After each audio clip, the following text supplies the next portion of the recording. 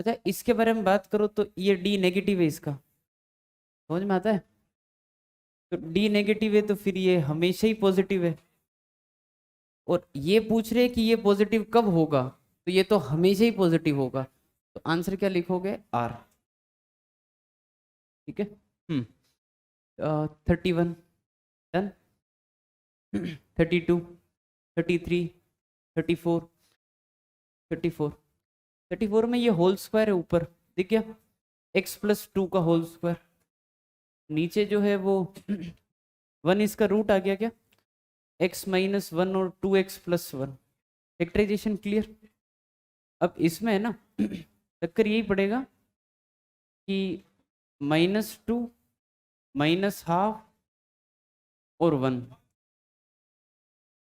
तो plus minus plus और आगे भी प्लस रखना, इवन पावर है, वो चक्कर पड़ता है। बाकी तो आपको क्या चाहिए? पॉजिटिव। पॉजिटिव में ये वाला आंसर है और ये वाला भी। -∞ से 2, -2 से -½ और फिर 1 से इन्फिनिटी। तो -2 को भी इंक्लूड नहीं करना है, तो ओपन पर ही आएगा।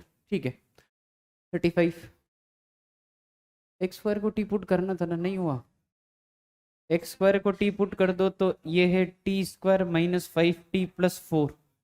ठीक है।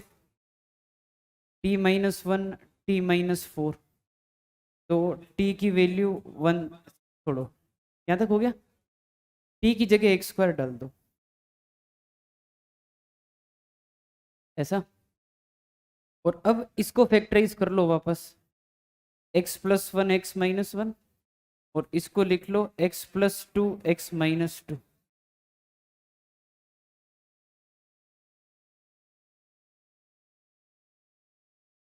हो गया? हाँ, 36,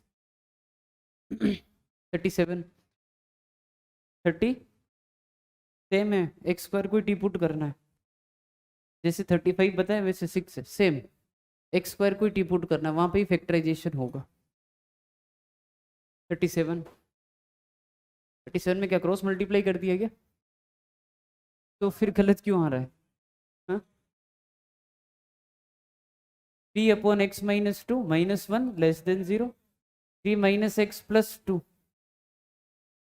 तो 5 - x, ये आ जाएगा x-5। ठीक है, बस -∞ से 2 और 5 से इन्फिनिटी, बस। भाई इस बुक में ओपन क्लोज की कई मिस्टेक हो सकती है, वो ओपन अभी डिस्कस कर लेंगे। ओपन क्लोज की दिक्कतें हैं छोटी मोटी, है ना। 38, 35, अरे पीछे मत लेके जाओ, हाँ ये कर रखा है। 1 से 4,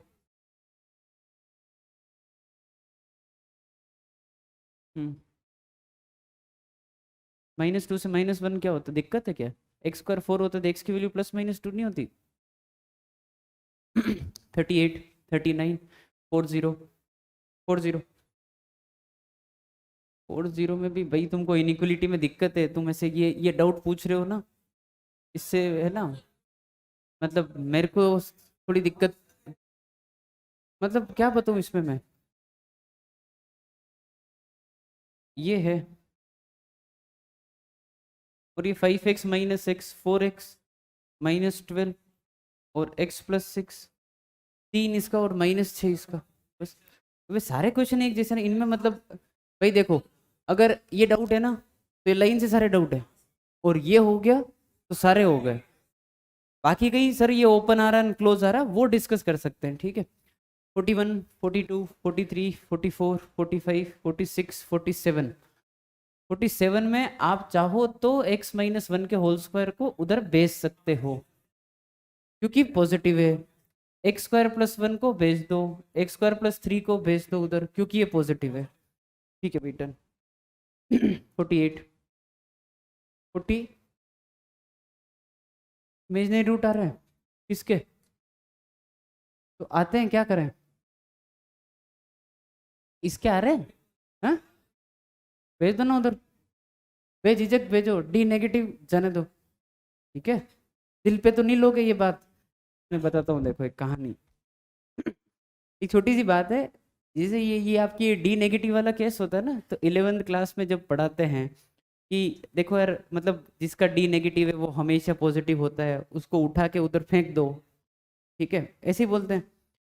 तो बच्चों को मैं ये समझाता हूँ कि देखो, जिस क्वाड्रेटिक के रूट तुमसे नहीं निकल रहे हैं, है ना, मान लो कि वो क्वाड्रेटिक हमेशा पॉजिटिव है, और उसको उठा के उधर फेंक दो, मल्टीप्लाई कर दो, डिवाइड कर दो। बच्चा इस बात को दिल पे ले लेता है कि सर ने बोला है कि जिस क्वाड्रेटिक के रूट हमसे नहीं निकल रहे, फेंको उसको। आगे की कहानी आप समझ गए होंगे। अब जिसके रूट गंदे गंदे आते हैं ना, मतलब देखा होगा कहीं आ रहे होंगे, वो रूट 17 करके आ रहा है, हमसे नहीं निकल रहे, फेंको उधर। तो अपने ऐसे नहीं करना है, ठीक है ना। 49, 49 एक्स स्क्वायर प्लस 1 को जाने दो उधर।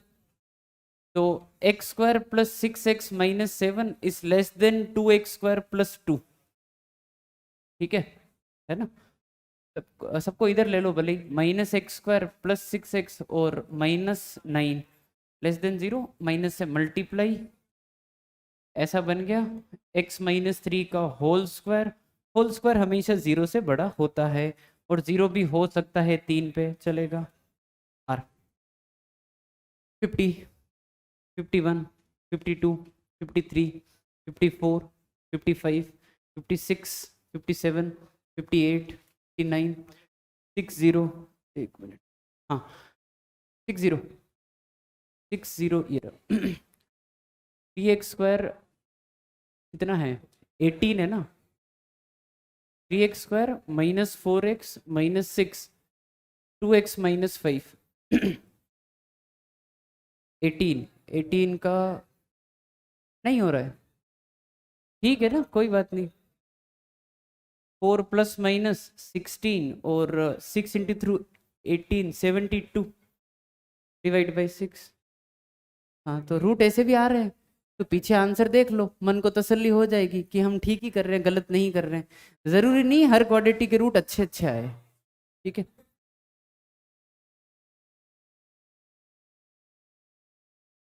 क्या दिक्कत हो रही है अब, ठीक है, चाय कॉफी कुछ मंगवाएं, हैं? हाँ, ये रूट ऐसे आते हैं, है ना। तो 4 ± 88 डिवाइड बाई 6, 2 ± 4 बार निकाल दिया, तो 4 बार निकाल दिया तो 2 डिवाइड बाई 3, दो तो ये हो गए।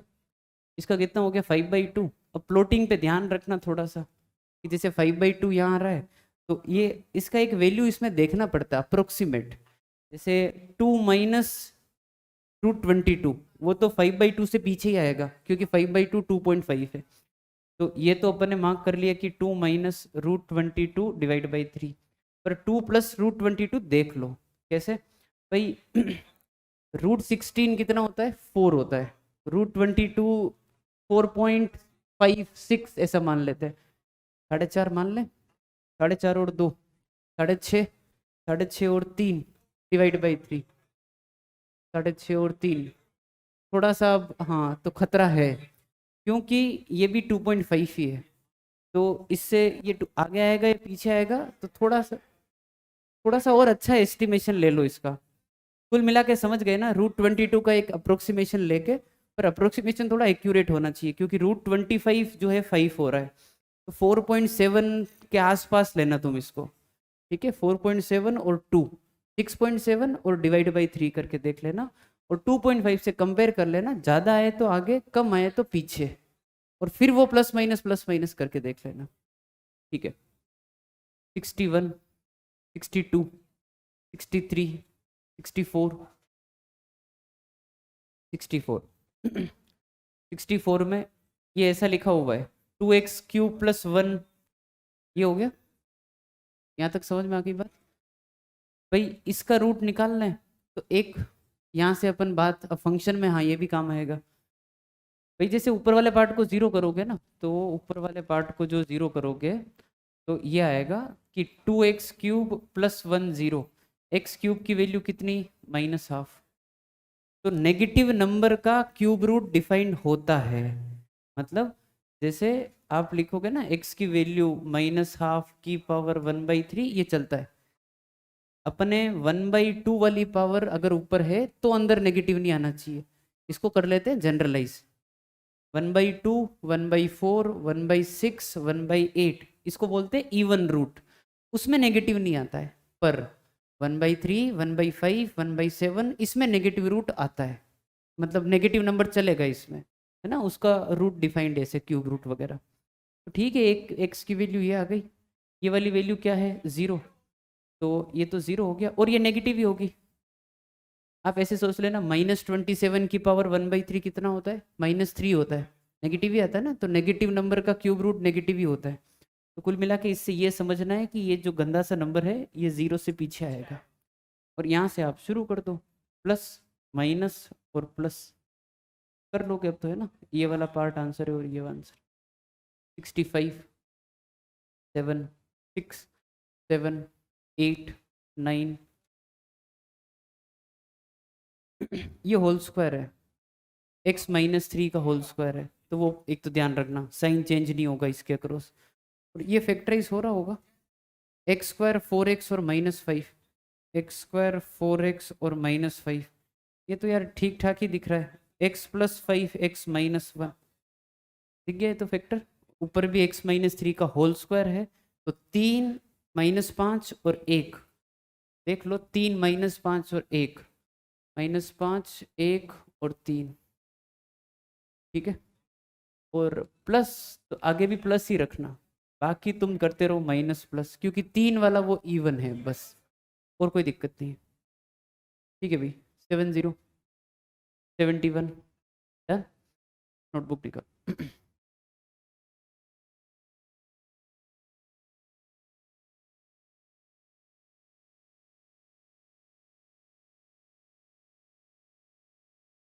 यहीं पे चल रहे थे। दो क्वेश्चन दिए थे। तीसरा क्वेश्चन था y = √cos x, ग्राफ से ही करना था।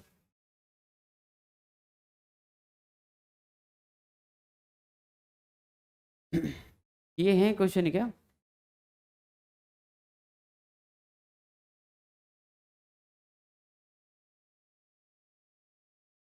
हाँ जी, तो कोस की वैल्यू 0 है, 0 से ज़्यादा होनी चाहिए, है ना। 0 से 2π में आंसर लिखना होता है, याद है सब। 0 से 2π में ये काम का है, और कोस 2π 1 होता है, ये यहाँ तक काम का है। ठीक है, आंसर दो पार्ट में आएगा, मतलब ब्रेक करके आ रहा है। तो आंसर ऐसे लिखेंगे, देखो, x बिलोंग्स टू 0 से लेकर π/2 यूनियन 3π/2 से लेकर 2π। ये हुआ अपना 0 से 2π के बीच का आंसर। फिर क्या बोला था कि 2nπ ऐड कर दो पूरे आंसर में, हर जगह पर लोअर लिमिट अपर लिमिट हर जगह 2π ऐड कर, 2nπ ऐड कर दो, तो वो आएगा 2nπ + 0, 2nπ + π/2 यूनियन 2nπ + 3π/2 और 2nπ + 2π। ये अपना आंसर है, और n को बोल दो वो इंटीजर है। ठीक है, और जो इसके बाद वाला क्वेश्चन है, सेम आंसर, ब्रैकेट का चेंज है, जहाँ पे क्लोज है वहाँ पे क्या आ जाएगा, ओपन, जैसे ये किया था ना वो साइन वाला क्वेश्चन से। तो चेक कर लो, और नहीं किया तो लिख लो, फिर आगे बढ़ते हैं। एक लूप पकड़ के भी जा सकते हो, वो कहना चाह रहे हो क्या? हाँ, वो एक पूरा साइकिल कवर करना। जैसे कुछ लोग सोचते हैं कि ये साइकिल पकड़ ली हमने, ये हमको अच्छा लगता है ऐसे ही, और फिर इसको रिपीट करा देंगे, तो फिर हम अपना आंसर लिखेंगे -π/2 से π/2 बस, और उसमें 2nπ ऐड कर देंगे। सही है, वो भी ठीक है, एक लूप पकड़ के उसको रिपीट, 2nπ का मीनिंग समझो ना आप, वो रिपीट ही करवा रहा है आपके आंसर सारे। पर ये अपन इसलिए लिख रहे हैं क्योंकि अपन ने बात कर ली कि भाई देखो अपन 0 से 2π के बीच में देखेंगे, तो ज़्यादा कन्फ्यूजन ना हो, साइन कोस दोनों एक जैसे चलते हैं, वो चलने दो, है ना, 0 से 2nπ वैसे चलने दो।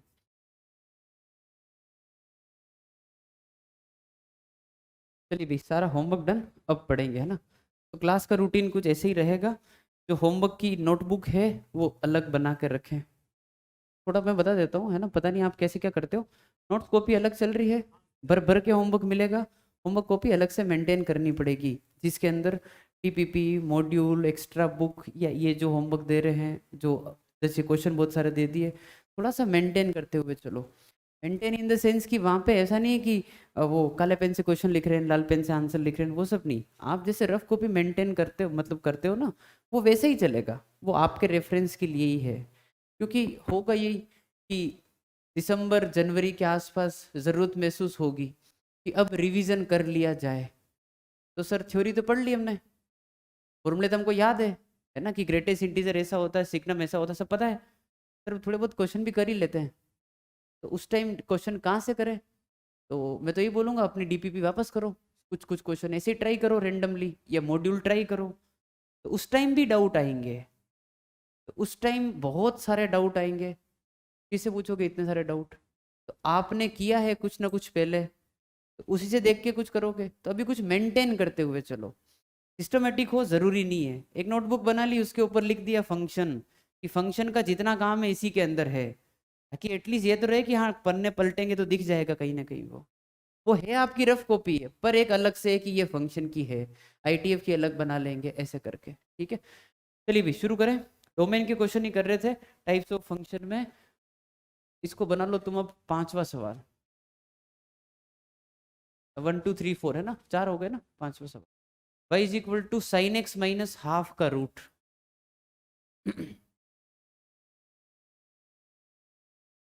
फंडे सारे वो के वही है, क्वेश्चन बदला है, डेटा बदले हैं।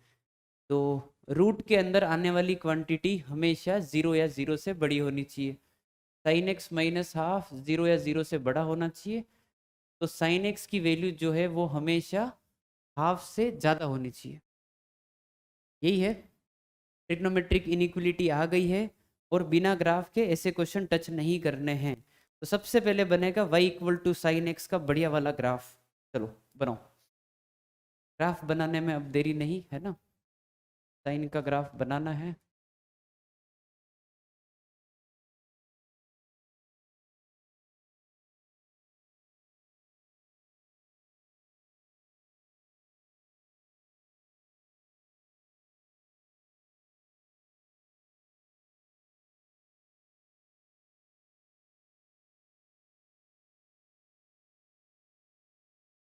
हाँ जी बन गया। चलो भाई बोर्ड पे देखो, लिखना बंद।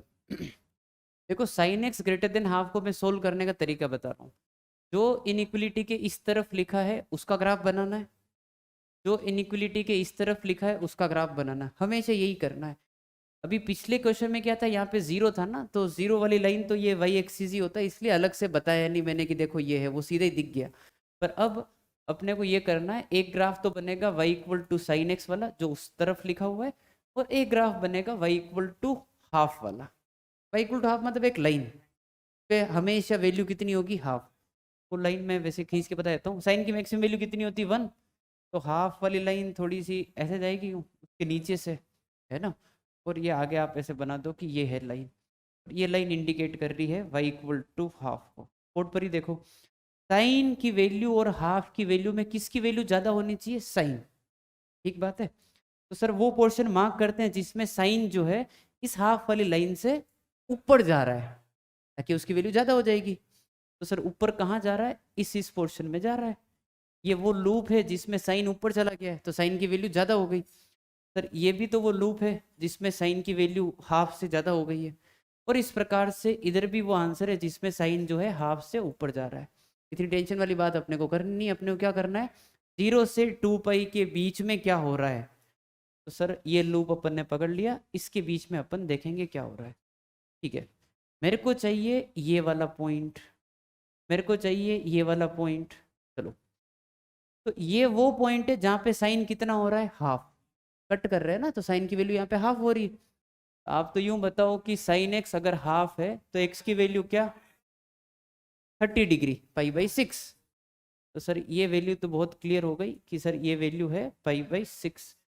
आगे वाली 30 होता है तो 150 डिग्री भी होता है भाई, 180 - 30 भी होगा ना। तो वो वैल्यू होगी 5π/6। इतना सोच पाओगे? साइन एक्स हाफ है 30 डिग्री भी होता है, 150 डिग्री भी होता है, और 5π/6 150 डिग्री ही है। तो ये वाला जो एंगल है ना, वो है 5π/6। तो अपना आंसर कहाँ से कहाँ आएगा? यहाँ से यहाँ आएगा ये वाला। तो इसको कैसे लिखेंगे? एक्स की वैल्यू π/6 से लेकर 5π/6। डन। यहाँ से यहाँ तक। इसको क्या करना है अब? जनरलाइज कैसे करेंगे? 2n π ऐड कर दो, 2n π ऐड कर दो, तो यहाँ पे आएगा 2n π प्लस π/6 और 2n π plus 5π/6। n belongs to i। ठीक है, देखो फटाफट।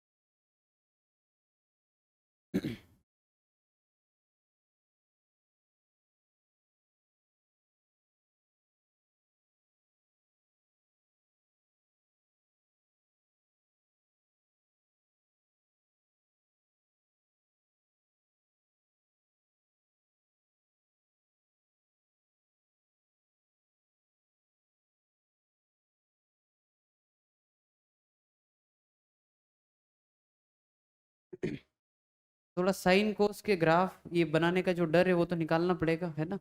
अब वो नहीं चलेगी बहानेबाजी, ग्राफ तो आते ही नहीं है, अब सीखने पड़ेंगे अब, है ना। थोड़ा सा हाथ पैर चलाने पड़ेंगे कि हाँ खुद अब अपने आप बिना कहे थोड़ा सा लाइन वाइन खींचना सीखो, है ना। चलिए 5 हो गए।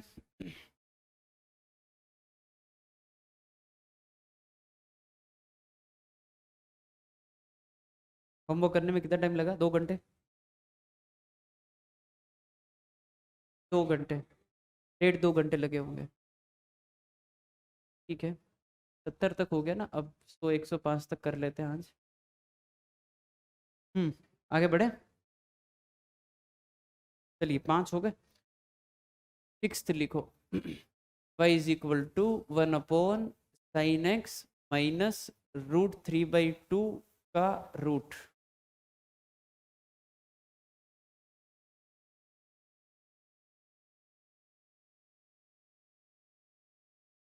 ये तुमको ही करना है, ठीक है, शुरू कर दो।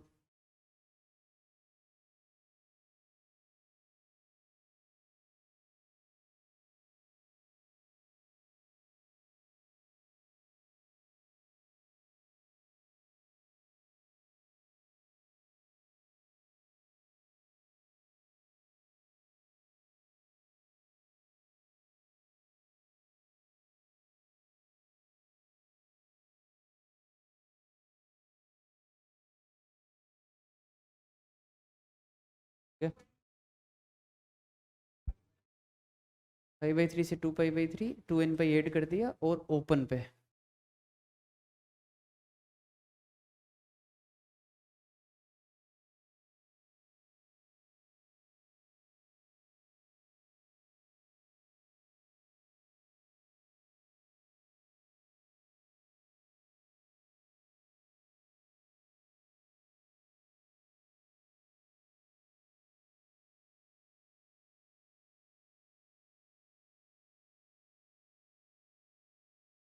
एक ग्राफ बनेगा y=sin x, एक ग्राफ बनेगा y=√3/2। तो ये जो लाइन है वो y=√3/2 वाली है, और साइन की वैल्यू √3/2 से ज़्यादा होनी चाहिए।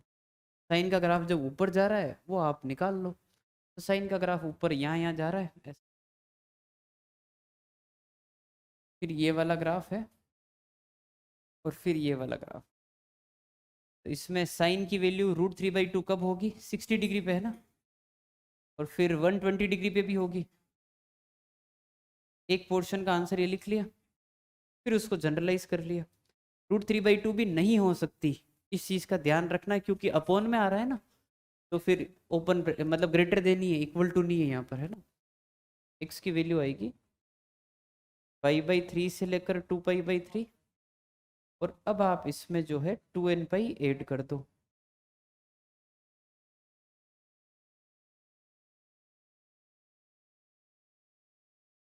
ओपन पे चलेगा ये, ठीक है। जैसी कहानी साइन की है वैसी कोस की भी है ना।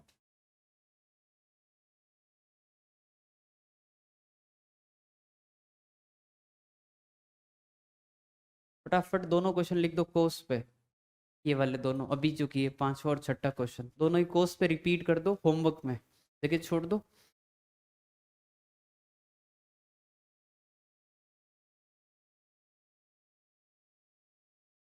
तो वो वाला क्वेश्चन था कोस एक्स माइनस हाफ हो जाएगा, और ये कोस एक्स माइनस √3/2।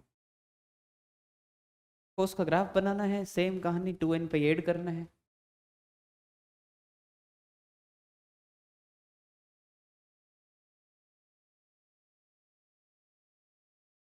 डन, चलिए।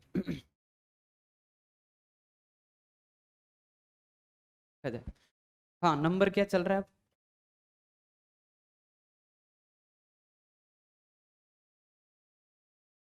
10x-1।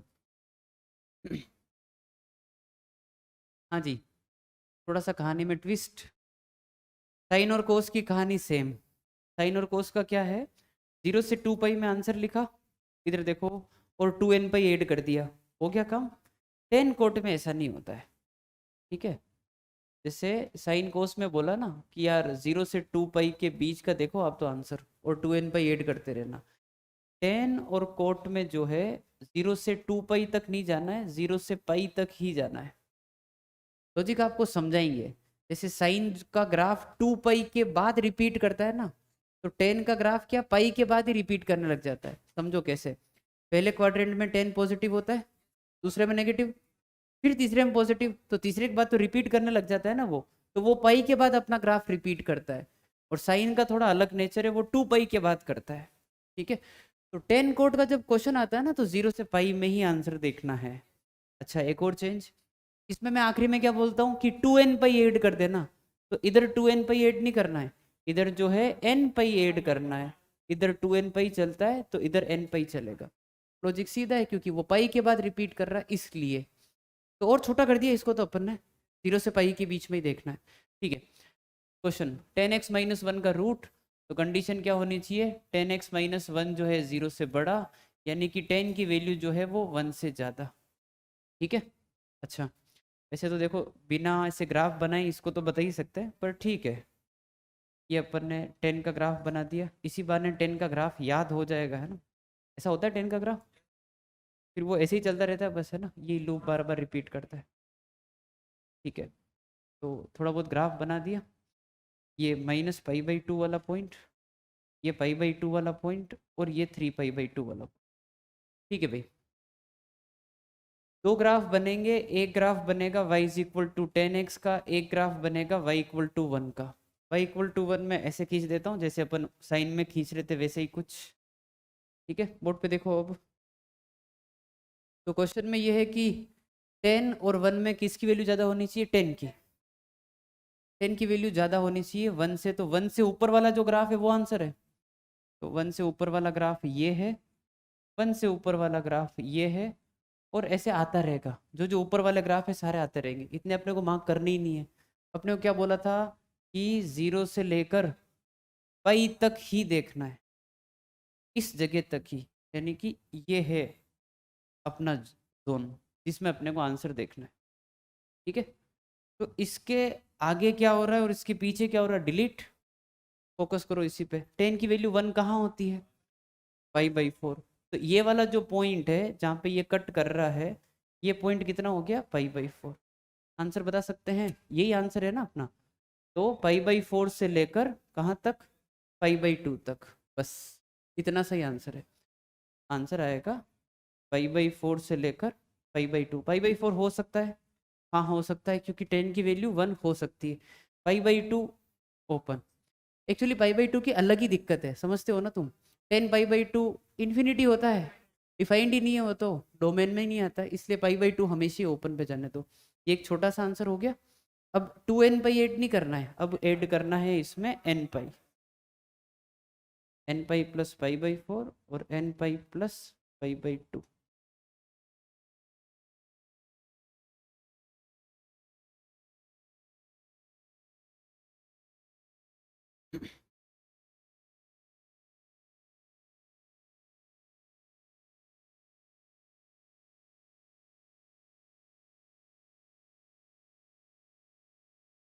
साइन कोस का 0 से 2 पाई, टेन कोट का 0 से पाई।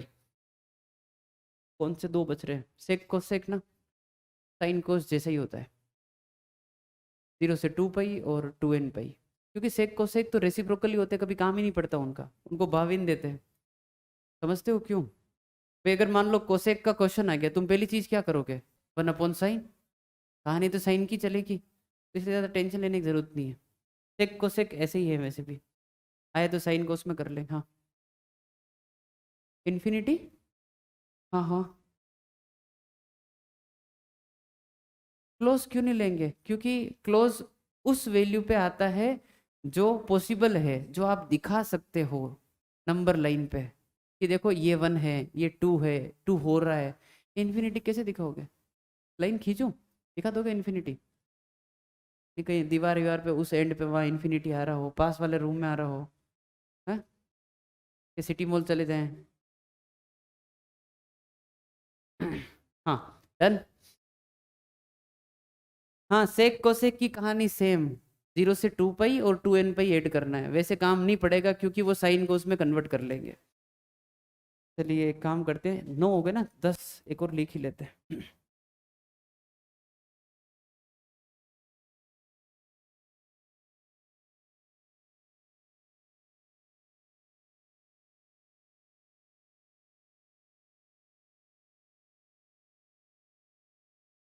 ग्राफ ऊपर बना हुआ है, थोड़ा सा आलसपन कर रहे हैं, बिना ग्राफ बनाए आंसर लिख देंगे? सोच लो, थोड़ा सोचो ना। उधर 45 आ रहा था, इधर क्या √3, मतलब 60 आएगा ना, 60 से 90, और n पाई ऐड करना है और ओपन पे रखना है क्योंकि नीचे आ रहा है। सोच लोगे इतना? बस बस बढ़िया, इतने परफेक्ट हो जाओ बस, मेरा काम हो जाएगा इसमें तो।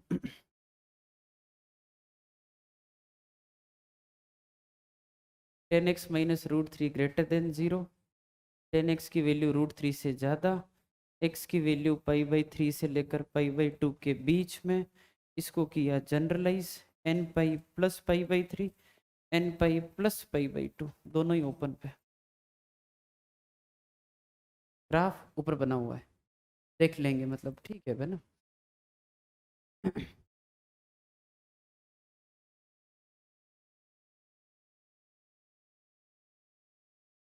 हाँ n पाई जनरलाइज करने के लिए।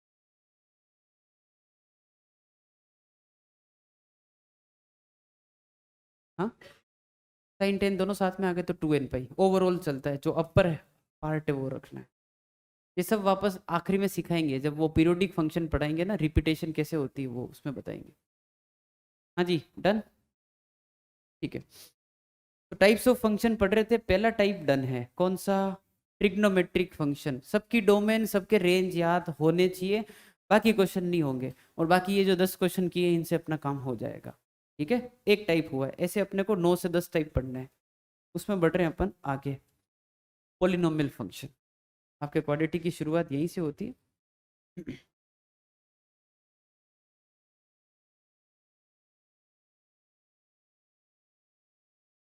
तो एफ ऑफ एक्स जो है, ए एन एक्स की power n plus A N minus one x की पावर n-1 से लेकर a1x a0 तक। पोलिनोमियल लिखने का तरीका ऐसा ही होता है ना। जो हाईएस्ट पावर होती है उसको अपन क्या बोलते हैं? डिग्री। हाईएस्ट पावर क्या दिख रही है? n, तो डिग्री भी क्या हो गई? n। बट एक दिक्कत है, मतलब आप समझ गए ना भाई, मैं बोलूं कि ax² plus bx plus c जो है क्वाड्रेटिक है, तो मैं गलत हूँ? मेरे को आगे लिखना पड़ता है कि a की वैल्यू कभी 0 नहीं होनी चाहिए, क्योंकि अगर a 0 हो गया तो ये तो लीनियर बन जाएगा। तो जब मैं बोल रहा हूँ कि इसकी डिग्री n है, तो मतलब ये वाली टर्म हमेशा होनी चाहिए, तो a n की वैल्यू कभी भी 0 नहीं होनी चाहिए। ठीक है ना, क्योंकि वो 0 हो गई तो डिग्री n-1 हो जाएगा। अच्छा एक विशेष पॉइंट सर, ये n क्या है? तो n हाफ हो सकता है क्या? n-2 हो सकता है क्या? n w होता है, w मतलब होल नंबर, n की वैल्यू अच्छी होती है, 0 1 2 3 4 5 6 7 8 9 10। समझ गए बात को, है ना? ये हाफ, माइनस हाफ, 3/2 ऐसे नहीं होता, 3 तो चलेगा, 3/2 नहीं, है ना? ठीक है, तो n होल नंबर होता है कुल मिला के, w मतलब समझते हो, होल नंबर। अच्छा, तो अब ऐसे समझो, ये पोलिनोमियल हो गया, ये सब लिखा हुआ समझा दिया मैंने आपको। n की वैल्यू 1 पुट कर दें अगर, तो ये लीनियर बन जाएगा। n की वैल्यू 2 पुट करने पे क्वाड्रेटिक खुल जाएगा पूरा, 3 पे क्यूबिक वगैरह, समझ में आ गया? ठीक है, तो कुल मिला के linear, cubic, quadratic, by quadratic, और उस प्रकार से अपन चल रहे हैं ना। जो भी टाइप वो फंक्शन पढ़ेंगे, 2 सवाल, डोमेन क्या है, रेंज क्या है, डोमेन क्या है, रेंज क्या है। पहला सवाल, डोमेन क्या होना चाहिए? आप तो क्वाड्रेटिक पढ़े हो ना, बताओ क्वाड्रेटिक का डोमेन क्या होता है? सब चलता है उसमें, पॉजिटिव, नेगेटिव, जीरो, वन से बड़ा, वन छोटा, सब चलता है उसमें। तो जब क्वाड्रेटिक में चलता है और क्वाड्रेटिक पोलिनोमियल का पार्ट है, तो इसकी डोमेन भी आर होगी। क्यूबिक, लीनियर, इसमें कोई दिक्कत नहीं होती है, इसका डोमेन हमेशा आर होता है। लिख लो, एक काम करो नोट करके लिखेंगे अपन, ठीक है? यही लिख दो, है ना, डोमेन तो यही चिपका दो। रेंज की दिक्कत है तो अपन कर लेंगे, डोमेन तो आर हो गया ठीक है, रेंज का देखते हैं अपन, चलो आगे बढ़े।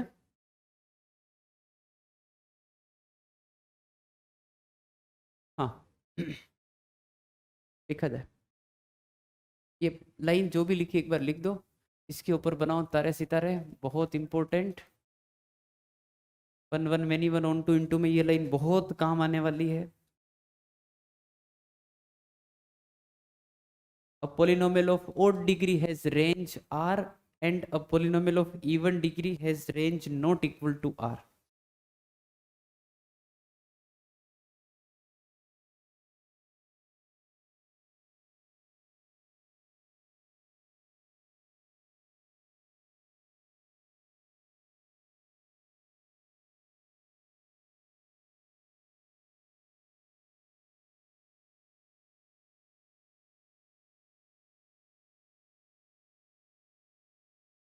चलिए स्टार्ट करें। भाई रेंज, डोमेन तो आर हो गया, रेंज की बात अटक रही है अभी अपने, रेंज का मामला क्लियर करते हैं। बोर्ड पे देखो, ये बोल रहे हैं कि भाई ओड डिग्री की रेंज आर होती है। कोई भी पोलिनोमियल जो ओड डिग्री का हो, तो सबसे पहले समझते हैं कि ओड डिग्री क्या है। ओड डिग्री मतलब 1357। कोई भी एक बढ़िया सा ओड डिग्री पोलिनोमियल बोलो, क्यूबिक ले ले, क्यूबिक में कंफर्टेबल है, हाँ 3 डिग्री है, ओड है, तो ये बोल रहे हैं कि उसकी रेंज आर आएगी हमेशा, है ना? तो एक काम करते हैं, अपन ने एक फंक्शन लिया जो यूं समझ लो क्यूबिक है, तो x³ 3x² plus x plus 8, कोई भी एक ऐसा रेंडम पोलिनोमियल लिख दिया, ठीक है? डोमेन कितना है, आर। रेंज की बात फंस रही है, मैंने क्या किया, इसके अंदर इन्फिनिटी पुट किया, तो क्या आएगा?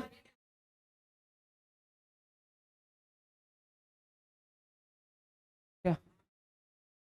ये भी 8 ही हो रहा है, पर ये थोड़ा सो रहा है।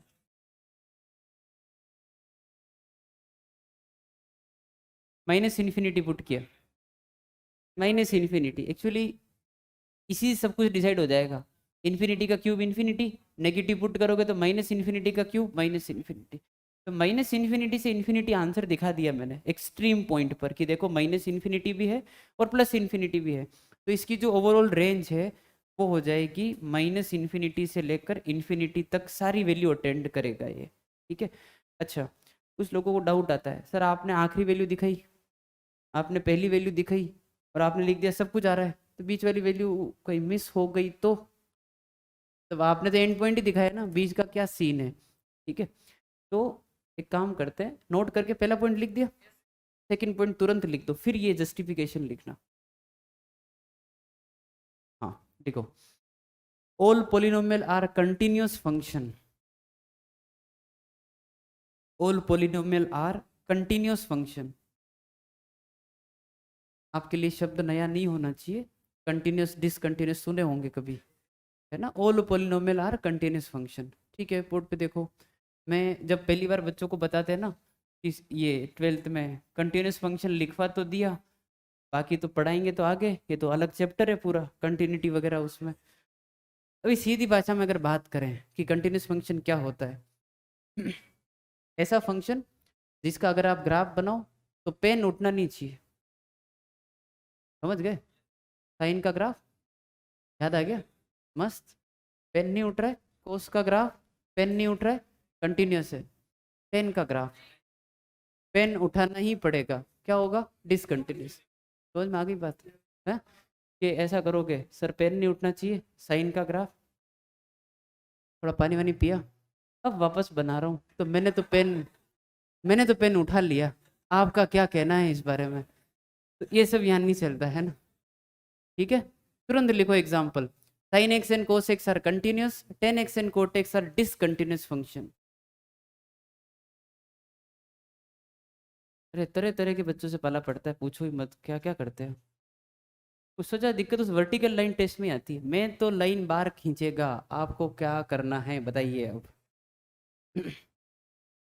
Sign x cos x are continuous function, tan x cot x are discontinuous function, तो इससे क्लियर हो जाएगा मामला। ठीक है, तो अपने जितने पोलिनोमियल होते हैं ना वो कंटिन्यूस होते हैं, मैं ये समझाना चाह रहा हूँ। देखो इधर साइन एक्स तो हो गया, पोलिनोमियल की बात करते हैं। सबसे पहले नोमियल बच्चा पढ़ता है पहले लीनियर, लाइन बनाते हुए पेन उठता है क्या? नहीं। फिर बनता है क्वाड्रेटिक, क्यूबिक, इनमें कहीं पेन नहीं उठता है। तो सारे पोलिनोमियल इस प्रकार से कंटिन्यूस होते हैं। तो जब मैंने बोल दिया है कि माइनस इन्फिनिटी आ रहा है, फिर इन्फिनिटी आ रहा है और पेन नहीं उठाना है, तो कोई भी वैल्यू मिस नहीं होगी, सारी वैल्यू आएगी, क्योंकि पेन कहीं नहीं उठ रहा है आपका। इसकी वजह से इसकी रेंज कितनी होती है? आर। अब भले आप पावर 5 लेके देख लो, पावर 7 लेके देख लो, पावर 9 लेके देख लो, सारे ओड डिग्री की रेंज कितनी आएगी? आर। अब बात करते हैं कि इवन डिग्री पे आखिर दिक्कत क्या है। तो इवन डिग्री का एक बढ़िया सा एग्जांपल बताओ। क्वाड्रेटिक, क्वाड्रेटिक पढ़ा है अभी? अच्छा, तो ऐसा है कि क्वाड्रेटिक ले लेते हैं, एक्स स्क्वायर 4x और 7, कुछ भी ले लो ऐसे। ठीक है, हाँ जी। इन्फिनिटी पुट किया, क्या आएगा? इन्फिनिटी। माइनस इन्फिनिटी पुट किया तो भी इन्फिनिटी आएगा। समझ गए बात को? क्योंकि इवन पावर है, नेगेटिव कोई पॉजिटिव कर देता है वो। तो इससे मैं ये समझा रहा हूं कि इसका आंसर कभी माइनस इन्फिनिटी आ ही नहीं सकता। ठीक है, और अगर माइनस इन्फिनिटी नहीं आएगा तो रेंज आर नहीं होगी। मेरे को नहीं पता इसकी रेंज क्या है, मैं उस झंझट में पढ़ ही नहीं रहा, पर मेरा ये कमेंट है कि इसकी रेंज कभी आर नहीं होगी। और अपन तो समझदार है, कोई पूछ लेगी इसकी रेंज क्या होगी, -d/4 से इन्फिनिटी। कल पढ़ा था ये तो लास्ट क्लास में। तो अपने तो उतना भी ध्यान नहीं रखना है, इसकी रेंज सर आर नहीं होती है। क्यों नहीं होती है? माइनस इन्फिनिटी नहीं आता है, क्योंकि इसका ग्राफ तो ऐसे चला जाएगा, नीचे तो कभी आएगा ही नहीं। तो इसकी रेंज कभी आर नहीं होती है और उसकी रेंज आर होती है। इतना काम हो जाएगा। अब इसकी रेंज क्या होगी क्या नहीं होगी वो जैसे जैसे काम बढ़ेगा वैसे वैसे पढ़ लेंगे, क्योंकि क्वाड्रेटिक की बता के तो आगे बढ़ जाऊंगा मैं। फिर आप पूछोगे पावर 4 की क्या होती है, पावर 6 की क्या होती है, तो वो जब समय आएगा तब बताएंगे। अभी सिर्फ इतना ध्यान रखो कि इवन डिग्री की रेंज आर नहीं होती है और ओड डिग्री की रेंज आर होती है, अपने काम हो जाएगा इससे। ठीक भाई, चलिए लिखना है क्या? फटाफट लिखो।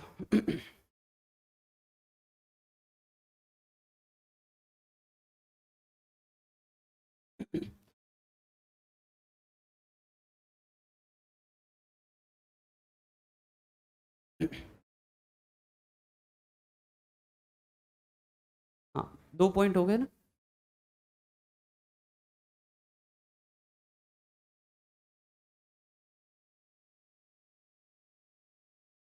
हाँ,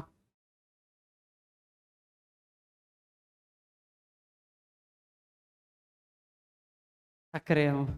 हैं, जीरो कर दूं? कर देते हैं। देखो ऐसा है, इसमें क्या डोमिनेटिंग पार्ट देखना पड़ता है। तुम्हारा डाउट बहुत जेन्युइन है, बहुत सीधा डाउट है छोटे बच्चों वाला, कि आप जब माइनस इन्फिनिटी पुट कर रहे हो तो आपने यहाँ तो समझा दिया कि माइनस इन्फिनिटी का स्क्वायर इन्फिनिटी होगा, यहाँ तो माइनस इन्फिनिटी आ जाएगा। ठीक है, 7 कर देते हैं, तुम भी खुश हो जाओगे, 8 वाले कौन थे? तो इन्फिनिटी कभी कंपेयर नहीं कर सकते आप, है ना? कौन सा इन्फिनिटी बड़ा है, ऐसे वो उसमें डिसाइड करना पड़ता है। ये क्वाड्रेटिक है ना, जितनी ज्यादा पावर वो डोमिनेटिंग होगा। तो इसका आंसर इन्फिनिटी आ रहा है ना, ये सब कुछ नहीं है फिर। ठीक है, और बाकी अगर काट दिया तो मतलब भगवान मालिक है फिर। है।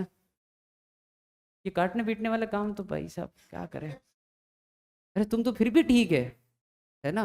वो फिजिक्स वाले टीचर जब जूलॉजी बोटली वालों को पढ़ा के निकलते हैं ना, वो मतलब परेशान। वो अभी कल परसों की बात है, वो फिजिक्स वाले सर आके बता रहे हैं, सर देखो क्या करूं बच्चों का। एक कहीं फिजिक्स का कोई क्वेश्चन चल रहा था, 96/36 भी।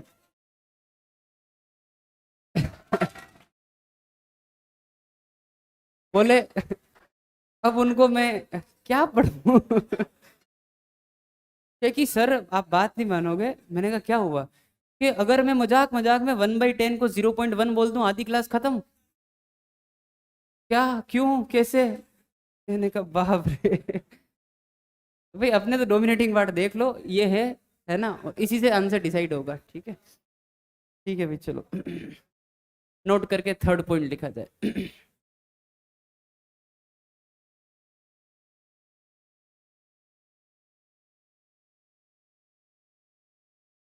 बहुत इंपॉर्टेंट, आजकल का ट्रेंडिंग सवाल है ये मेंस में। वैसे पहले भी बहुत आ रखा है, पर अभी अभी कुछ ज्यादा ही आ रहा है ये question.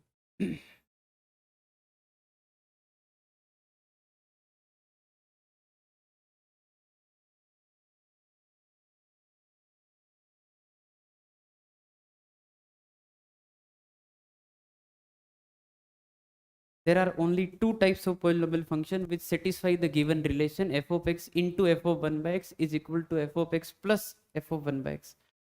Is f of x equal to 1 plus minus x raised to power n.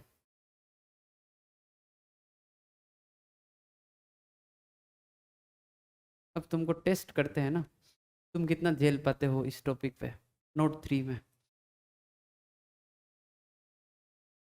Continuous function की जो डोमेन होती है वो रियल नंबर ही होती है, जरूरी नहीं है, डोमेन रिस्ट्रिक्ट कर देते हैं। जैसे साइन एक्स बोल दिया 0 से 10 में ही चलेगा, इन जनरल आर। मतलब जैसे देखो उसमें भी गलत है, इधर देखो log x, log कंटिन्यूस होता है और डोमेन आर नहीं होती है, नेगेटिव नंबर नहीं आता है, ऐसे स्टेटमेंट।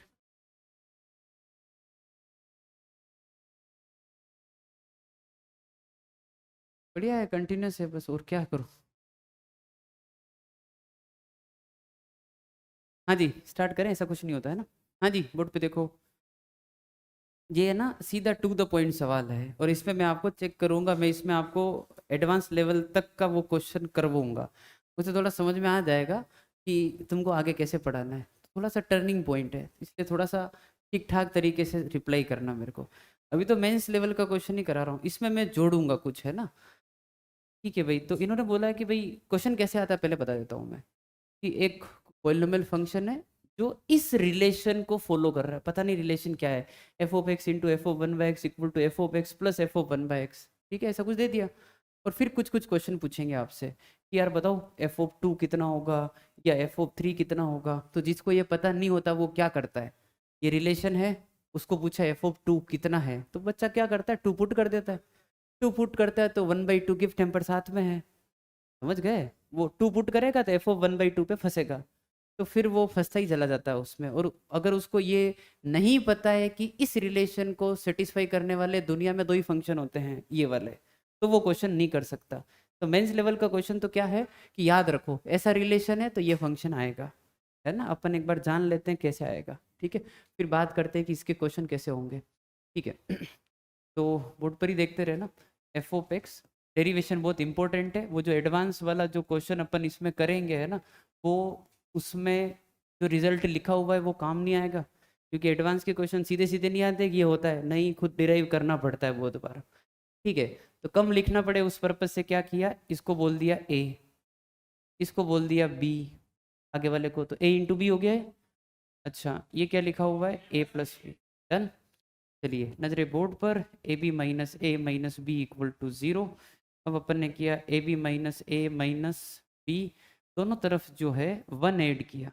1 ऐड करने का लॉजिक थोड़ी देर बाद समझ में आएगा कि 1 ही क्यों ऐड किया, 2 क्यों नहीं ऐड किया, 3 क्यों नहीं ऐड किया, है ना। फैक्टराइजेशन होना चाहिए, ये है लॉजिक मेरा। मैं इन दोनों को देख रहा था, तो मेरे को समझ में आ रही थी बात कि यार a कॉमन लेने से b माइनस वन बनेगा, और मैं चाहता हूँ कि उधर भी b माइनस वन आ जाए, तो फैक्टराइजेशन करने के पर्पज से वन ऐड करना पड़ा। जरूरी नहीं है कि हर बार वन ही ऐड करना पड़े, सोचना पड़ता है। समझ गए बात को? ठीक है। माइनस वन, ये b minus one equal to one, ये आ गया a minus one b minus one equal to one. ठीक है भाई, है ना?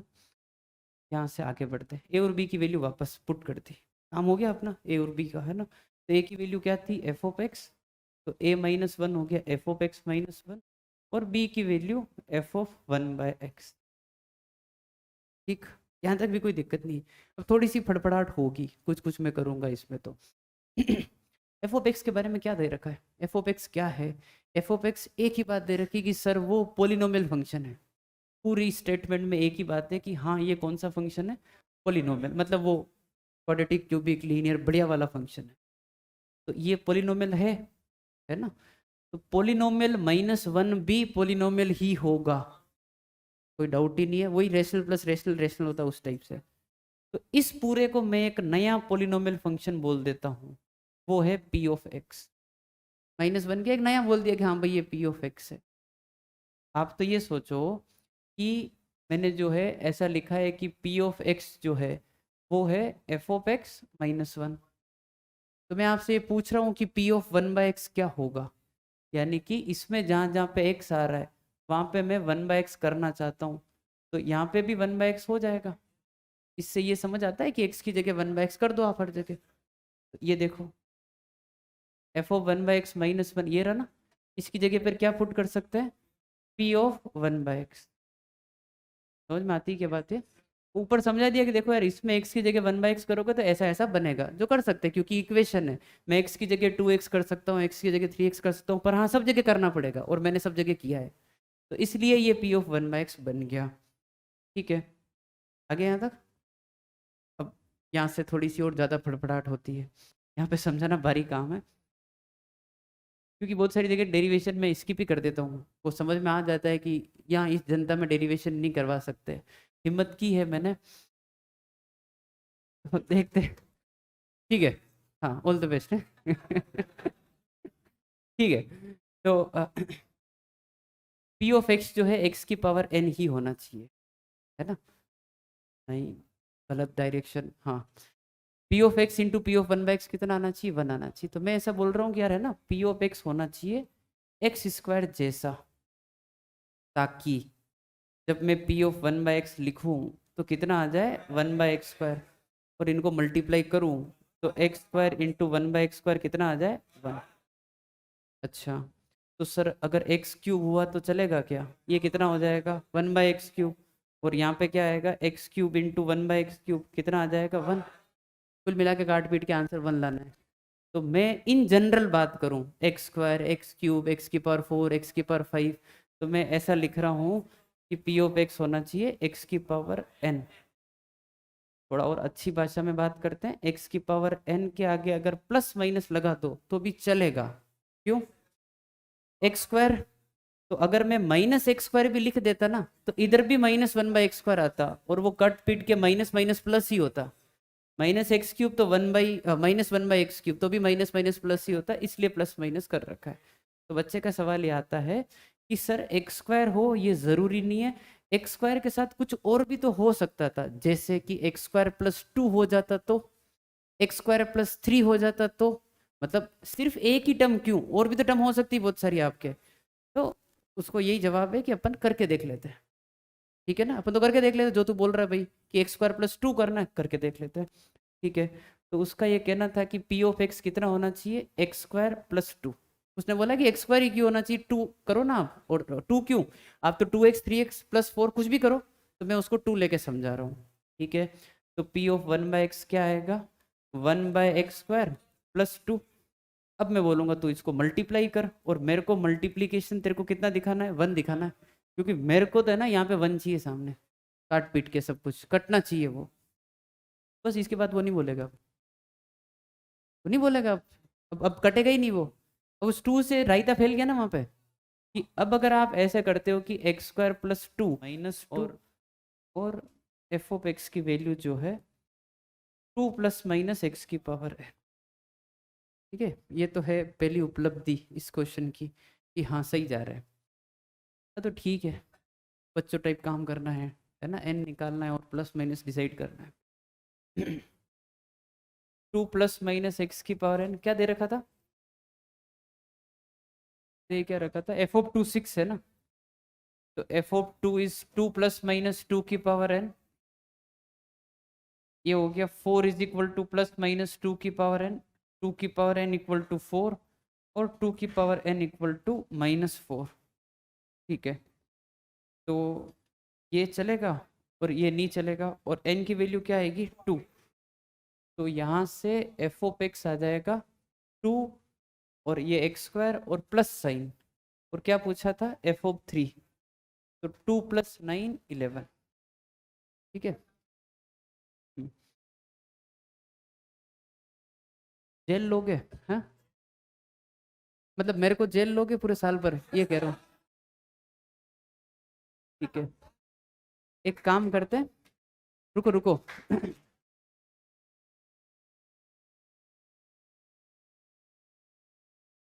मजा आ रहा है ना, घर से एक काम करके आना है। ये तुमने कर लिया डेरिवेशन, अब क्वेश्चन ध्यान से सुनना। अब मैं ये बोल रहा हूं कि आपने ये डिराइव किया, आपका फंक्शन कितना आया 2 प्लस माइनस एक्स की पावर n, ये रूल आया आपका। अब मैं बोल रहा हूं कि रूल आना चाहिए 3 प्लस माइनस एक्स की पावर n, और सॉरी ये फंक्शन, कोरस्पॉन्डिंग रूल बताना है। क्लियर, क्या चाहता हूं मैं यहाँ पे 3 चाहता हूं, तो तुम बताओगे कि ये कहानी में क्या चेंज आएगा। ये घर से करके आना है, लिख लो जैसे लिखना है अपने को, कि इस बार यहाँ पे चाहिए 3 प्लस माइनस एक्स की पावर n, तो उल्टा डेरिवेशन चलेगा। समझ गए ना, अगर समझदार हो तो। जैसे इधर ये a-2 चल रहा है ना, यहाँ पे क्या आना चाहिए a-3 b-3। पीछे आ जाओ पीछे आ जाओ पीछे आ जाओ, ऊपर चले जाओ, रूल डिसाइड कर लो क्या है। अगली क्लास में इसके ऊपर बात होगी कि रूल क्या होना चाहिए। ठीक है, बस बाकी तो ये कर लिया, एक बार उल्टा डेरिवेशन कर लिया ना, तो फिर तो सब सफल है, फिर अपन हो जाएगा काम। चलिए भाई आगे बढ़े, क्वेश्चन क्लियर, कि क्वेश्चन क्या है 3 प्लस माइनस एक्स की पावर n फंक्शन आना चाहिए, तो उसके कोरस्पॉन्डिंग रूल क्या होगा, है ना। डन, चलिए भाई आओ रिमाइंडर थ्योरम पढ़ाते हैं। लिखा जाए अगला क्वेश्चन, ऑप्शन नहीं लिखने कभी भी, है ना, ऑप्शन लिखने में टाइम वेस्ट नहीं करना है।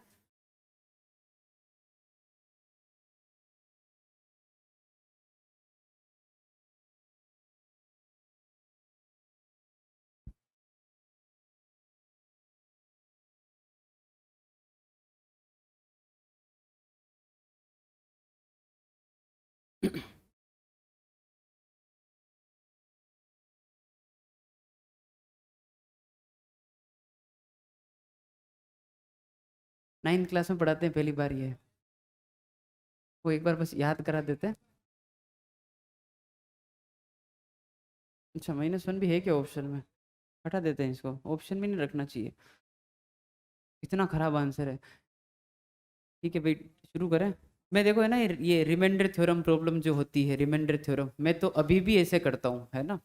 देखो क्वेश्चन मेरे साथ पढ़ो, एक पोलिनोमियल फंक्शन है, उसको डिवाइड किससे कर रहे हैं x-4 से, मैं तो सीधा ऐसा बनाता हूँ अभी भी, ये x-4 से डिवाइड किया किसको, p ऑफ x को, रिमाइंडर कितना आ रहा है 1, तो ये रिमाइंडर आ रहा है 1। ये डायग्राम बना दिया, बस ये डायग्राम बनाने के बाद क्वेश्चन मेरा कभी गलत नहीं होता है। डिवाइड किया होगा, कुछ ना कुछ क्वेश्चन आया होगा, मेरे को नहीं पता, कुछ बोल दिया q ऑफ x, यहाँ से इसको देख के रिमाइंडर थ्योरम लिखना है। ठीक है स्टार्ट करें, कुछ होता है इधर कि यार इन दोनों का प्रोडक्ट प्लस ये p ऑफ x होता है, बस ये लाइन अगर लिख लेंगे तो क्वेश्चन हो जाएगा कि p ऑफ x जो है वो है x-4 into q of x plus 1। ठीक है लिख दिया, जो भी क्वेश्चन आएगा हो जाएगा इस लाइन से। क्या पूछा है p ऑफ 4, क्या पुट करेंगे 4, तो सर p ऑफ 4 पुट किया तो ये तो कितना हो गया 0 प्लस 1, आंसर कितना आएगा 1। बस ये अभी भी मैं तो ऐसा ही डायग्राम बनाता हूँ और तुमको भी यही बनाना है बार बार, है ना। ये रिमाइंडर थ्योरम है अपने लिए।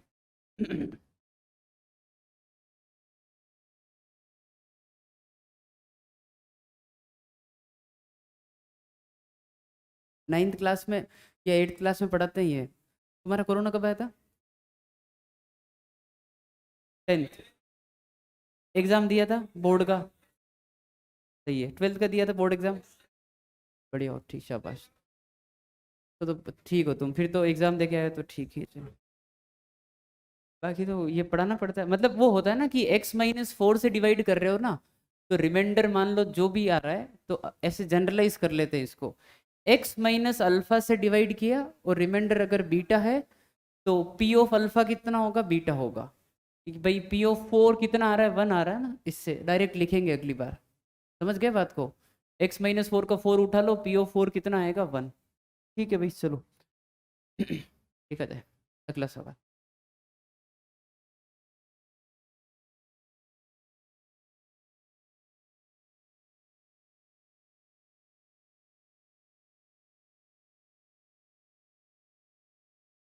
ऑप्शन नहीं लिखना है, सिर्फ क्वेश्चन लिखना है।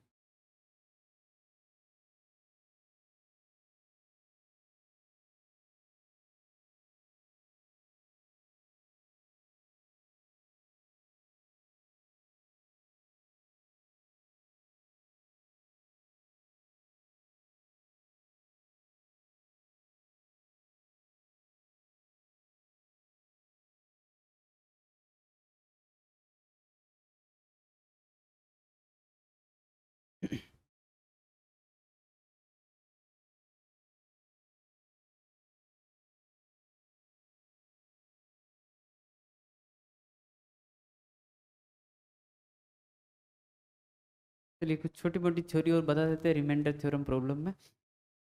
तो पी ऑफ एक्स एक पोलिनोमियल फंक्शन है। इसको डिवाइड किससे किया? x-1 से और x+1 से, और रिमाइंडर्स कितने दे रखे हैं? 2 और 3। बस इस लाइन से अपन बहुत कुछ इन्फॉर्मेशन कलेक्ट कर रहे हैं जो पिछले क्वेश्चन में पढ़ा है। कि सर देखो, अगर आप x-1 से डिवाइड कर रहे हो और रिमाइंडर कितना आ रहा है? 2, तो इसका मतलब ये होता है कि p ऑफ 1 की वैल्यू कितनी होगी? 2। जैसा पिछले क्वेश्चन में बताया आपको, एक बार फिर से देख लो कि x-4 से डिवाइड किया, रिमाइंडर कितना आ रहा है? 1। तो p ऑफ 4 सीधा बता सकते हो कि जो रिमाइंडर है वही अपना आंसर है। जो रिमाइंडर है वही अपना p ऑफ 4 है। इसको यहाँ पर अप्लाई कर लो कि जो रिमाइंडर है 2 वही आपका कितना है? p of 1। तो अगली बार x+1 से डिवाइड किया तो वो कहाँ जीरो हो रहा है? -1 पे। तो p ऑफ -1 कितना होगा? जो रिमाइंडर आ रहा है, रिमाइंडर कितना है? 3। समझ गए बात को? और बाकी नहीं समझ में आता तो वो डायग्राम बनाओ, वापस करो। ठीक है। अब ये बोल रहे हैं कि आप रिमाइंडर निकालो जब p ऑफ x को डिवाइड किससे करते हैं? x² - 1 से। अब इसमें है ना एक थ्योरी है, वो सुन लो आप, फिर अपन कर लेंगे, है ना। तो डिवाइड कर रहे हैं x² - 1 से, इसको डिवाइड कर रहे हैं p ऑफ x को। तो मैंने बोला चलो कुछ ना कुछ क्वेश्चन आया होगा और कुछ ना कुछ रिमाइंडर भी आया होगा। रिमाइंडर का सीन ये है कि अगर आप क्वाड्रेटिक से डिवाइड करते हो ना, तो इससे एक कम डिग्री का रिमाइंडर आता है। क्वाड्रेटिक तो बचेगा नहीं, क्वाड्रेटिक से जस्ट कम क्या होता है? लीनियर। तो आप लीनियर जो है रिमाइंडर अज्यूम करोगे। इन जनरल बात करूं अगर मैं धीरे धीरे, यहाँ पे क्यूबिक होता ना, तो यहाँ पे क्या लिखता? Quadratic. Power 4, power 3, power n-1। समझ गए बात को? किसी को लगता है कि नहीं, क्या पता डिवाइड होके रिमाइंडर बचे ही ना, तो फिर आपने लीनियर कैसे लिखा? तो उस केस में ए और बी जीरो हो जाएंगे। क्या पता रिमाइंडर कांस्टेंट आ रहा हो तो ए जीरो हो जाएगा। इन जनरल तो लीनियर लिखेंगे, इससे ऊपर नहीं आएगा। क्योंकि क्वाड्रेटिक से डिवाइड करने पे क्वाड्रेटिक लिखोगे अच्छा नहीं लगता ना। क्लियर बात? ये डायग्राम बन गया, हो गया क्वेश्चन। अपन रिमाइंडर थ्योरम लिखेंगे यहाँ से। रिमाइंडर थ्योरम क्या होगा? P of x is equal to x² - 1 into Q of x plus A x plus b. क्या निकालना है? ए और बी, वही अपना रिमाइंडर है। क्या पता है? 1 पता है, 1 पुट कर देना। -1 पता है, -1 पुट कर देना। ध्यान से देखो, ये वाली चीज़ तो जीरो होगी, चाहे 1 पुट करो चाहे -1 पुट करो। तो दो इक्वेशन बन जाएगी और दो वेरिएबल है, कौन से? ए और बी निकालना है। चलो शुरू हो जाओ।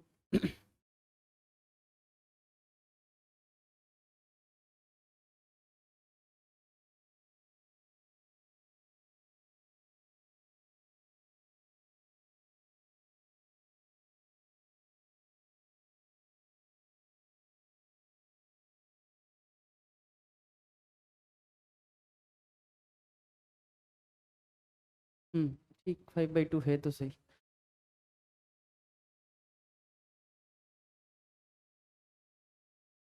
बॉम्बे।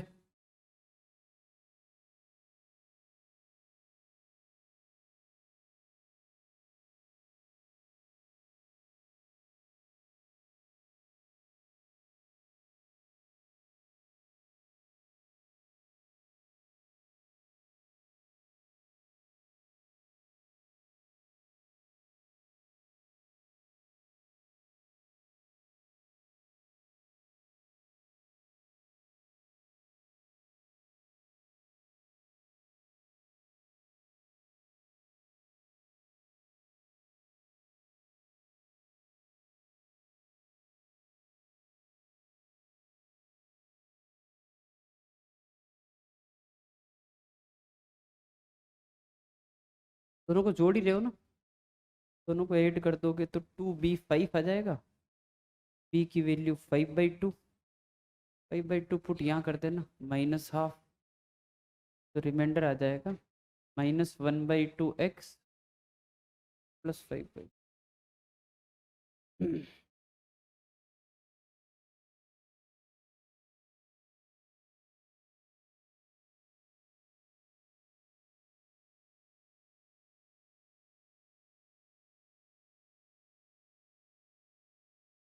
एक किताब खरीदनी होगी जीएन बर्मन, मैं बता देता हूँ अभी। तो एक 180 से 100 रुपये की किताब आएगी, इतनी पतली सी, सुना होगा ना, ऐसे एसएल लोनी होती है। मतलब जैसे कुछ ना कुछ ऐसी बुक होती है, जैसे मैं बताता हूँ, आपने कौन सी बुक की होगी, R D Sharma type book, exactly. उस बुक के अंदर क्या होता है, ऐसी कुछ ज़्यादा लर्निंग नहीं होती है। एक तरीका सिखाया, उसके जैसे 5-6 सवाल एक जैसे, बच्चा खट खट खट खट खट कर लेता है। उससे क्या, उसकी स्पीड बढ़ती है, एक्यूरेसी इंप्रूव होती है। तो ये जो मैं बुक बता रहा हूँ ना, जीएन वर्म, इतनी पतली सी बुक आएगी, छोटी सी बुक, 80-100 रुपये की आएगी, बहुत महंगी नहीं है। और उसके अंदर, समझ गए ना, भर भर के सवाल है। तो बस अपने को वही चाहिए, मतलब यूं कि इंटीग्रेशन के 1000 सवाल है, डिफरेंशिएशन के 700-800 सवाल है, तो उसमें से थोक भाव में होमवर्क दे पाएंगे। ठीक है, क्योंकि वो बहुत ज़रूरी है ना। ये मॉड्यूल डीपीपी में क्या है कि इनको स्टार्ट करने से पहले वो करेंगे, ताकि उससे अपना फ्लो बन जाए, स्पीड बढ़ जाए, एक्यूरेसी इंप्रूव हो जाए, और फिर डीपीपी मॉड्यूल में आएंगे तो फिर सब बढ़िया रहेगा। ठीक है, बुक का नाम है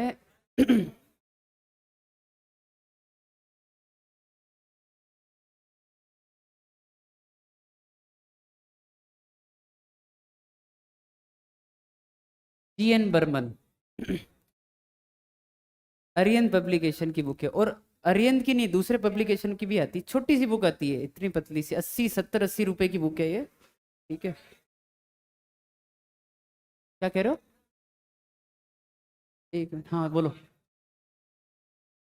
होगा होगा, सब जगह है, पर मेरे को है ना, मंडे को चाहिए, बात ये है ना। अब तुम अमेजन से मंगाओ, कहीं से भी मंगाओ, नीचे मिल जाएगी, नीचे मिल जाएगा। अरे कहीं पे ही मिल जाएगा, अरे ये बुक कहीं पे ही मिल जाएगी। अगर आपको दिक्कत हो रही है ना बुक खरीदने में, तलवंडी सर्कल चले जाना, वहाँ पे वो जो एक बुक स्टोर है, वो कोने पे है, वहाँ पे ये बुक मिल जाएगी। हर नीचे जाके पूछ लेना, जीएन बर्मन देते हैं, है ना, फेमस बुक है। कोई से ही पब्लिकेशन की ले लो, फर्क नहीं पड़ता, अरियंत की मिलेगी वैसे तो। ठीक है, पतली सी बुक आएगी, हाँ। हाँ यही येलो वाली, येलो वाली। इधर वाली बुक से अभी तुमको होमवर्क मिल रहा है, जो इधर वाली दिखा रहे हो, लो इधर दो। उस वाले इमेज को थोड़ा बड़ा करके दो।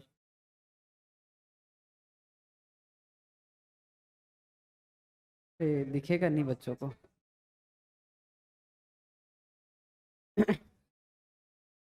हाँ, क्योंकि यार ये अलग अलग कलर में आ रही है, हाँ ठीक है भाई, ये नाम काफ़ी है, समझदार हो, खरीद लोगे। इस पे सर्च करके बताएं यूँ।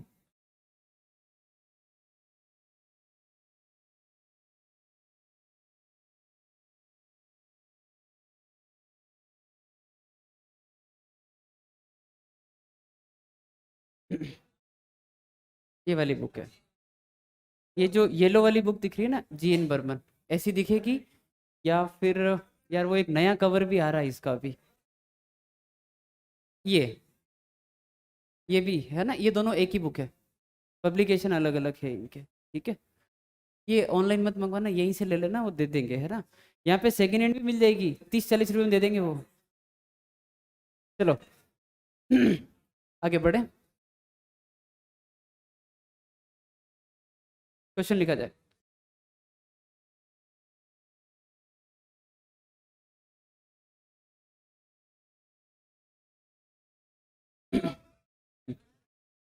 क्या करें?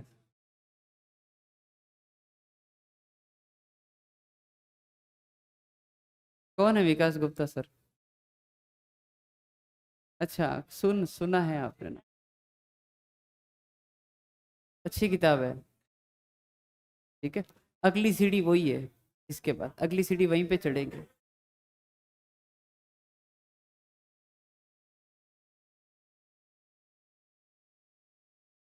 चलिए लिखो क्वेश्चन, अरे ये तुमको ही करना है, 1 मिनट। इधर इधर इधर इधर।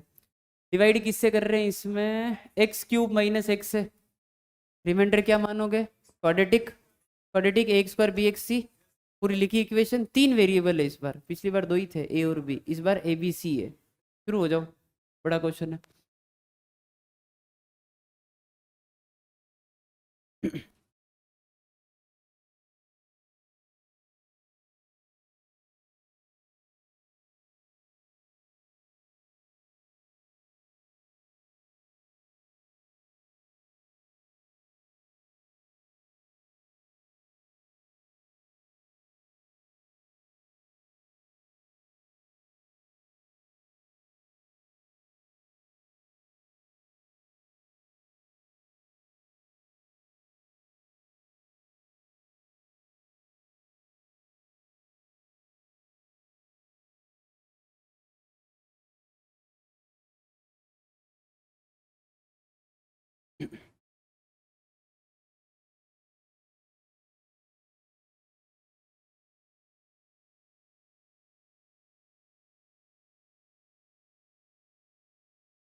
डिवाइड बाय एक्स, एक्स से डिवाइड कर रहे हैं तो पी ऑफ जीरो आएगा इससे, 2।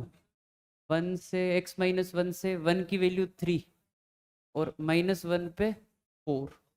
ये तीनों वैल्यू तो पहली लाइन पढ़ते ही पता पड़ जाता है। जीरो समझ में आ गया भाई? ये देखता हूं मैं कि ये चीज जीरो कहाँ पर हो रही है, तो ये जीरो पर ही जीरो हो रहा है, ये 1 पे जीरो हो रहा है, ये -1 पे, तो वो वैल्यू तो अंदर, और जो रिमाइंडर है वो अपना आंसर, है ना। ये तो सबसे पहले लिखना है। बॉम्बे, बॉम्बे ही है। हम्म, ठीक है।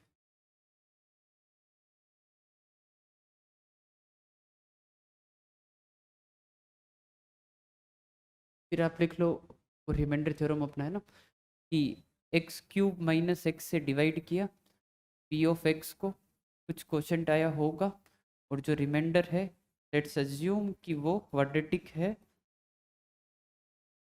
And apply remainder theorem. तो P of x is X cube minus X into Q of x plus A X square plus B X plus C. अब जो जो वैल्यू दे रखी है वो पुट कर लो। तो सबसे पहले put x equal to 0,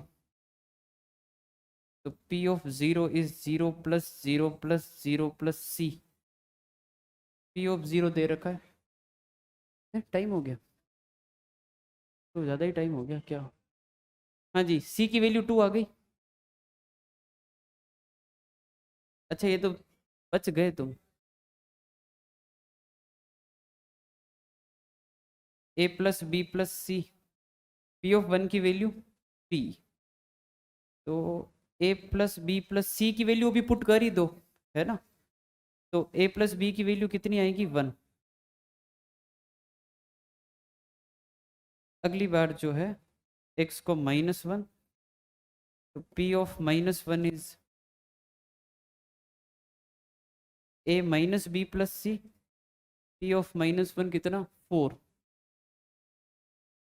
A minus B plus 2 is 4। A minus B की वैल्यू 2 आ रही है। इन दोनों से ए और बी की वैल्यू 3/2 और -12 कर लोगे ना, तो जोड़ना घटाना, हाँ।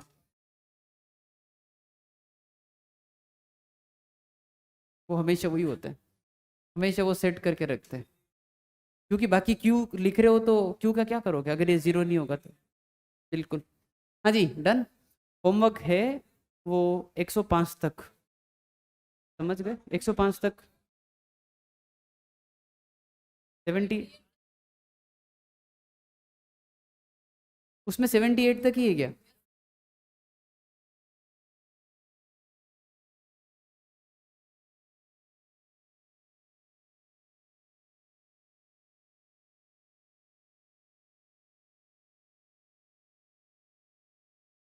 ये रहा ना,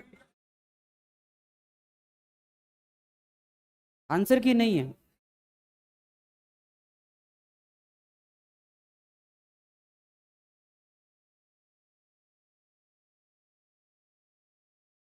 ये पूरा दे दे, 72 से लेकर 105 तक।